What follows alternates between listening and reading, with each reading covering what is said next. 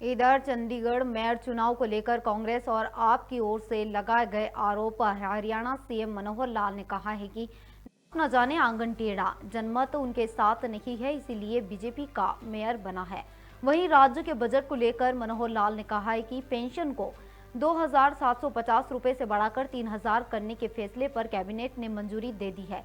Budget सत्र 20 फरवरी से शुरू होगा। मैंने बताया कि जब नाच ना जाने आंगन टेढ़ा, उदित साहब की कहावत हुई थी, जब जनमत उनके हाथ नहीं है तो फिर उनको सपने क्यों लेते हैं वो। इसलिए भारतीय जनता पार्टी का मेयर बना है और अब हर प्रदेश में प्राय जहाँ भारतीय जनता पार्टी एक बार आती है, जनता के दिमाग में एक बार विचार भारतीय जनता पार्टी का जब आता है वो आसानी से निकलता नहीं है, तो जनता भारतीय जनता पार्टी के साथ है। सर, एक आखिरी सवाल, आपने अपना पैतृक गांव में जो घर था वो भी समाज को दे दिया, अपने पास क्या रखे हैं? आपकी भी जरूरतें होंगी भविष्य के लिए। मेरे पास काम करने का अधिकार ये बराबर बना हुआ है। जब तक ये शरीर है तब तक काम करता रहूंगा और काम करने का अधिकार सबसे बड़ा अधिकार है। मरने का अधिकार से माँ फलेशु चना, इसके अलावा किसी की कोई आवश्यकता होती नहीं है। पहले तो यही सवाल है, कल कैबिनेट बैठक की बड़ी सौगात प्रदेश को मिली है, बुढ़ापा पेंशन में बढ़ोतरी हुई है, 1-2 नए आप कानून बनाने जा रहे हैं, इनको लेकर भी प्रस्ताव रखे। देखिए, हमारी सरकार लगातार कुछ न कुछ नया करती है और जब भी कैबिनेट मीटिंग होती है हम कोई ना कोई 1-2 नई चीजें जनता के हित में करते हैं।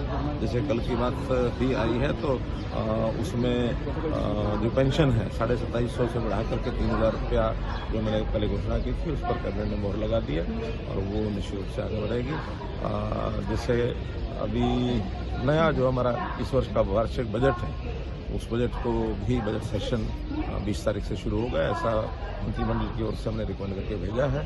गवर्नर साहब के पास जाएगा, उस पर स्पीकर साहब की तय करेंगी, बिजनेस एडवाइजरी कमेटी उसका आगे शेड्यूल बनाएगी और इस बार का बजट जो हमारा गरीब के हित में कैसे हम प्रोएक्टिव होकर के लोगों को अपनी सेवाएं योजनाओं का लाभ पहुंचा सकते हैं उसके ऊपर काम होगा।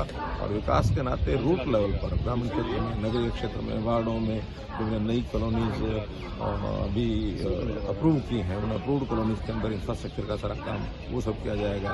गांव-गांव में जैसे एक चीज़ पर हम ध्यान दे रहे हैं, जैसे मैपिंग की हमने स्पोर्ट्स डिपार्टमेंट के माध्यम से जिन गाँव के अंदर स्पोर्ट्स की फैसिलिटी कम है उसमें वहाँ पहुँचाया जाएगा। तालाबों का रेनोवेशन वो सब किया जाएगा। इरीगेशन के नाते जो खाले जो बढ़ाने की बात है उसको हम प्राथमिकता पर आगे बढ़ाएंगे। तो ऐसा इंफ्रास्ट्रक्चर के सब विषय रूट लेवल पे उनको आगे बढ़ाएंगे। शिक्षा में जो हमारा इंफ्रास्ट्रक्चर में स्कूलों की यानी स्कूलों में जो कमरों की कमी है उसको हम पूरा करेंगे। तो ये